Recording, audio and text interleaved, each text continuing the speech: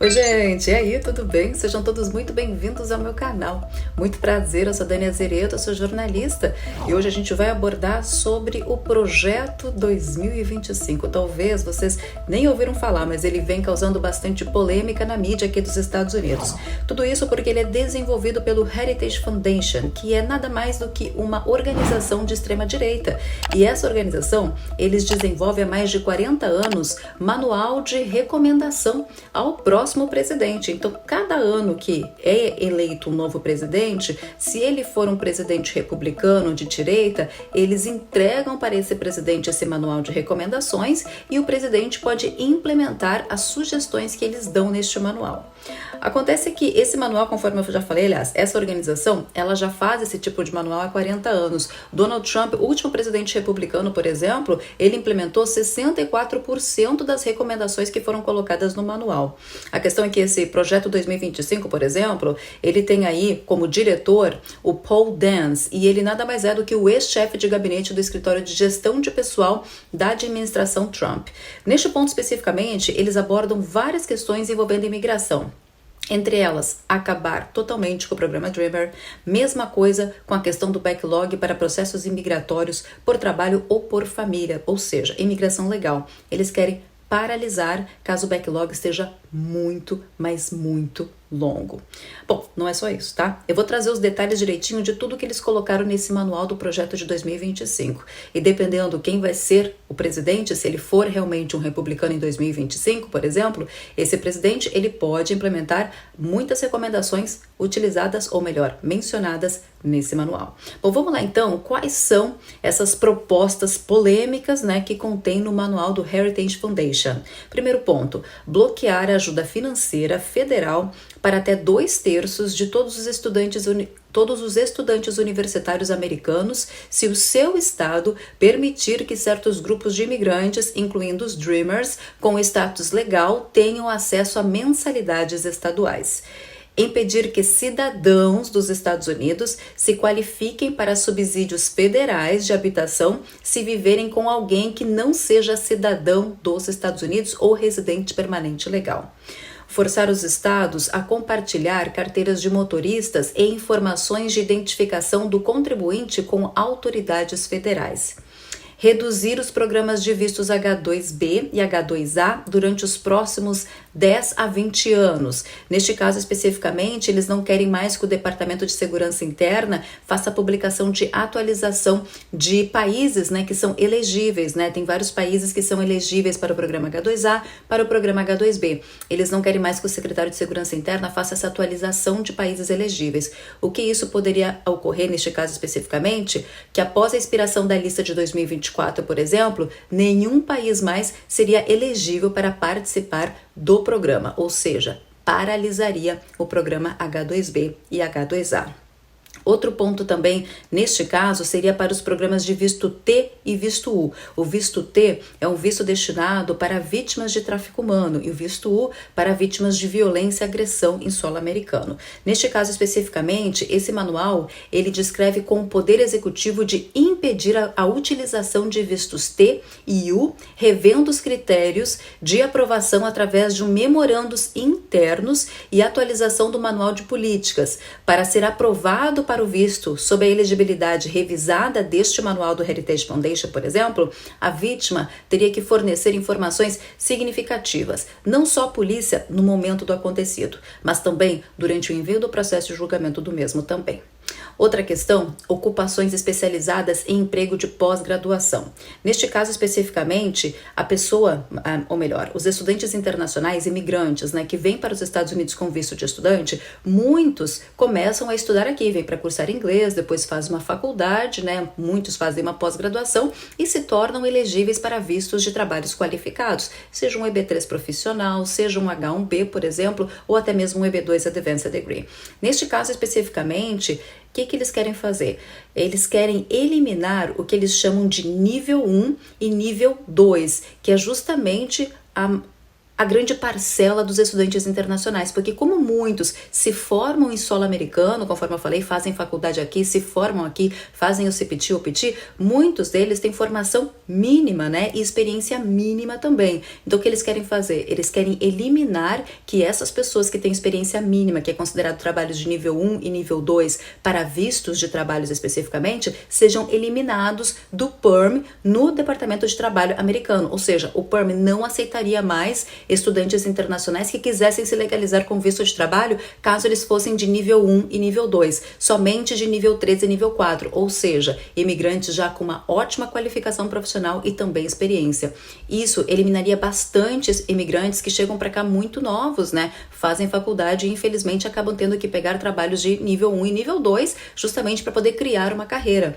O que esse manual do Heritage tá recomendando para o presidente? Eliminar os níveis 1 e 2. Aí esses estudantes internacionais que se formassem aqui nos Estados Unidos não conseguiriam aplicar para um visto de trabalho, porque a eliminação iria acontecer já no Departamento de Trabalho dos Estados Unidos, na fase do PERM, nem iria para a imigração dos Estados Unidos. Essa é uma questão bem polêmica também, viu? Principalmente porque a gente sabe que a gente tem muita mão de obra especializada, mas mão de obra especializada de imigrantes que fizeram os estudos aqui, né? Conseguiram completar os seus estudos em solo americano. Enfim, outra questão também é restringir a elegibilidade de vistos por país.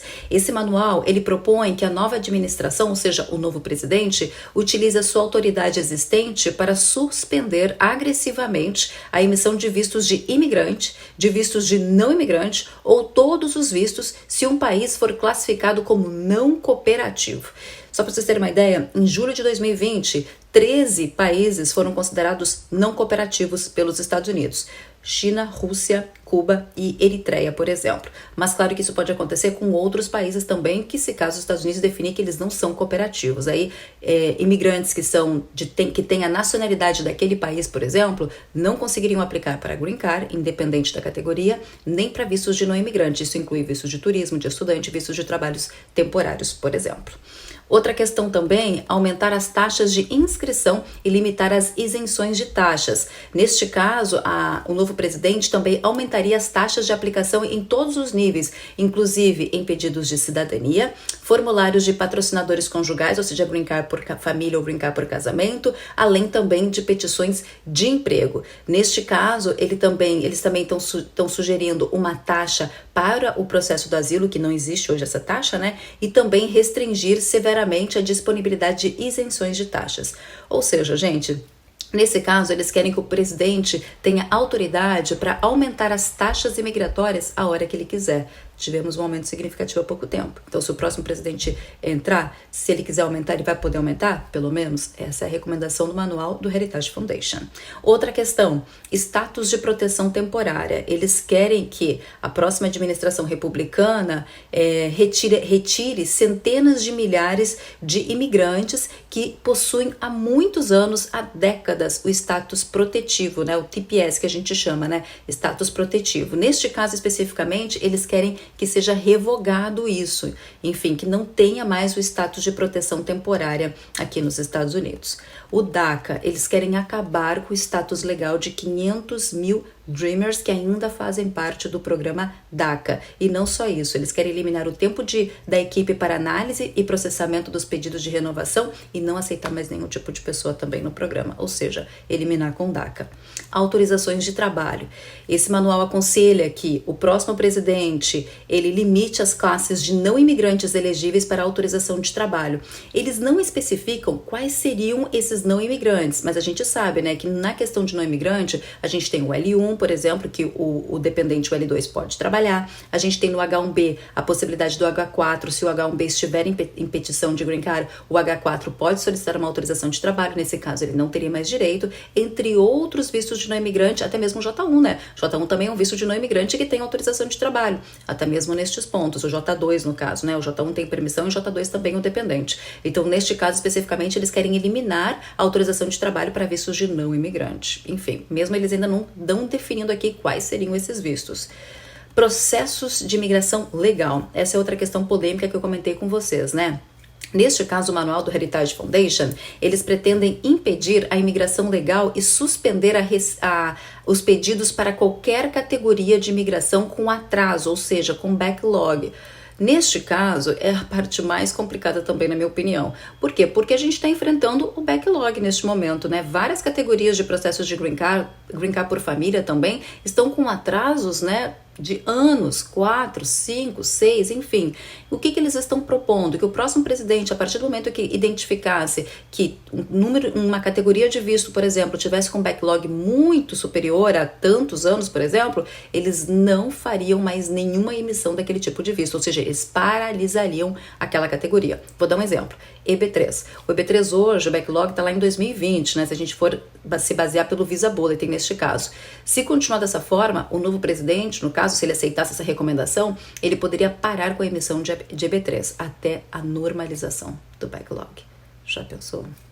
Outra questão, fraudes. Neste caso, eles querem que a Direção de Detecção de Fraudes e Segurança Nacional revise todos os processos imigratórios aprovados pela USCIS. Isso atrasaria muitos processos, porque hoje a gente já tem atrasos, né? Hoje até a imigração conseguir julgar um processo de um imigrante está demorando bastante tempo também. Só que eles querem que antes de enviar o notice, ou seja, a notificação de aprovação daquele pedido, eles querem que essa Direção de Detecção de Fraude e Segurança Nacional, por exemplo, revise o processo para ver se de fato o processo não tem fraude, para depois enviar então a notificação de aprovação.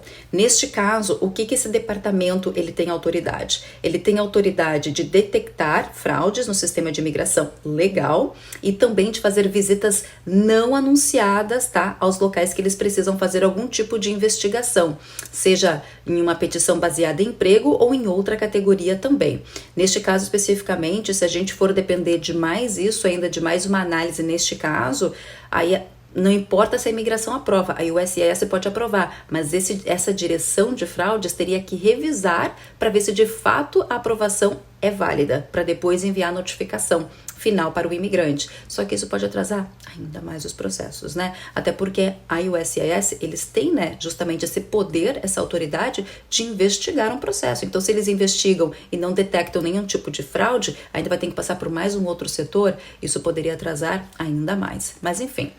Remoção imediata de solicitantes e beneficiários de vistos rejeitados. Essa é outra questão também polêmica desse manual do Heritage Foundation. Neste caso, eles estão dizendo que o imigrante que tiver uma petição rejeitada pela imigração dos Estados Unidos precisa sair imediatamente do país. Ou seja, não daria mais direito a um imigrante recorrer da decisão da imigração, independente do processo, independente da petição. Neste caso especificamente, para quem não sabe, a imigração muitas vezes não nega um processo, mas ela rejeita. Ela rejeita talvez por falta de documentos, por uma assinatura que não está adequada, por exemplo. Neste caso, há uma rejeição do processo e ela te dá um benefício, né? Um recurso para você entrar, no caso você entra com um recurso solicitando uma nova análise do seu processo. Neste caso especificamente, eles não querem, viu? Eles não querem mais que tenha esse benefício de a pessoa entrar com recurso, né, para pedir uma nova análise do seu processo. Eles querem que o imigrante que já tem um processo rejeitado e um processo negado seja imediatamente retirado dos Estados Unidos. Outra questão, eliminar o prosecutorial discretion, que é muito utilizado por imigrantes neste momento para poder cancelar processos de deportação.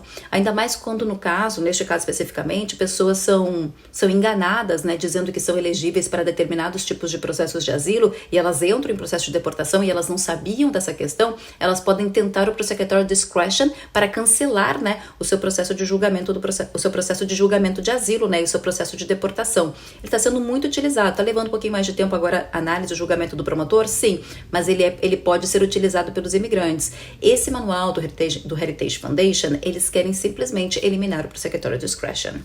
Outra questão, questões de proteção de privacidade. Neste caso especificamente, eles querem que qualquer pessoa que não seja cidadã dos Estados Unidos e titular de green card tenha, ou melhor, não é que possa, tenha as suas informações de privacidades compartilhadas. Exatamente isso. Ou seja, se você não for cidadão americano e não for um green card holder e você tiver qualquer outra categoria de visto, qualquer outra categoria de imigrante aqui nos Estados Unidos, você, de não imigrante melhor falando, você teria as suas informações de privacidade compartilhadas. Neste caso especificamente, permitiria transformar isso, no caso essa arma de informações, expondo nome dos imigrantes, datas de nascimento, endereços, fotografia dos indivíduos encontrados na fronteira e de quase qualquer outro cidadão estrangeiro, até mesmo os que entraram com vistos, tá? Neste caso especificamente, isso poderia também danificar a imagem de muitos imigrantes, porque a gente não está falando somente de quem entra pela fronteira, mas também pessoas que entraram com visto válido.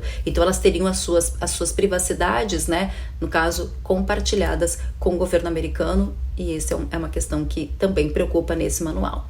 Enfim, conforme eu falei para vocês, esse manual, ele sempre é feito pelo Heritage Foundation, que é uma organização de extrema-direita, ele é sempre feito, ele é feito há 40 anos e sempre antes de uma eleição presidencial. Então, há 40 anos que eles criam esse manual, eles sempre entregam isso quando um presidente republicano entra no poder e o presidente, então, tem várias ações ali que ele pode implementar. O Trump, por exemplo, implementou 64% do manual do Heritage Foundation na última vez. E agora eles estão fazendo novamente, né? E eles estão tendo bastante adesão, tem muitas pessoas participando desse manual, cada vez acrescentando mais informações que possam ser úteis caso o Trump vença em 2020, aliás, no final de 2024 e entre no poder em 2025. Quero saber a sua opinião, né? O que você achou desse manual? Você concorda? Você não concorda? Coloca sua opinião aqui nos comentários, até porque é bem importante, viu? Eu quis trazer porque eu gosto de trazer assuntos que eu sei que impactam na questão imigratória também. Eu quero saber sua opinião, comenta aqui. Se puder também, seja um inscrito do canal. Você não é inscrito ainda? Seja um inscrito. Se puder também, compartilhe o vídeo também.